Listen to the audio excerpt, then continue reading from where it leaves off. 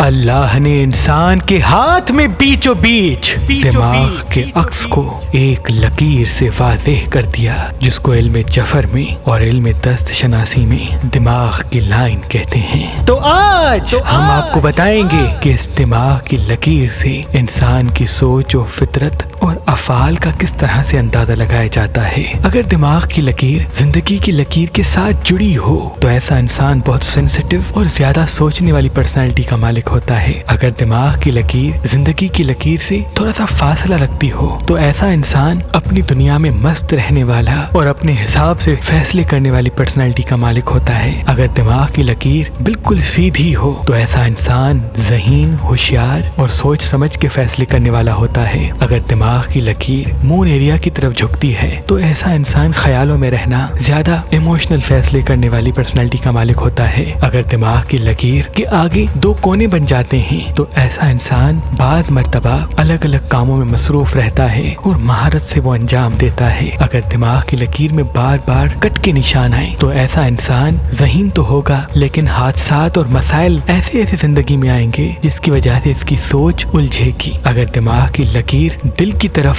ابھرے تو ایسا انسان اپنے دماغ کو اپنے دل کے پیچھے رکھے گا اور فیصلے کا اختتام وہ دل کے فیصلوں کو ترجیح دے کے کرے گا۔ اگر دماغ کی لکیر آدھے ہاتھ تک آئے تو ایسا انسان فیصلے تو کرنا چاہے گا لیکن اختیار نہیں رکھے گا۔ اگر دماغ کی لکیر بیچ سے ٹوٹ جاتی ہے تو ایسا انسان کسی حادثے یا پریشانی میں کسی عظیم کام کو کر کے چھوڑ دے گا۔ اگر دماغ کی لکیر اور دل کی لکیر کے بیچ میں کراس کا نشان آئے تو ایسا انسان روحانیت، معرفت اور تصوف سے تعلق رکھے گا اور وہ فیصلے کرتے وقت دل و دماغ کو فتح کر کے فیصلہ کرے گا اور یہی اس کو کامیاب بنانے کی ایک نشانی ہے، بشرط وہ اپنے جذبات کو قابو کر لے۔ اگر دماغ کی لکیر میں ٹرائنگل بنتے ہوں تو ایسا انسان اپنی ذہانت سے دنیا کو فتح کرے گا۔ اگر دماغ کی لکیر میں نیچے کی طرف لائنیں آتی ہوں تو ایسا انسان بہت سارے لوگوں کے مسائل کو اپنا سمجھے گا۔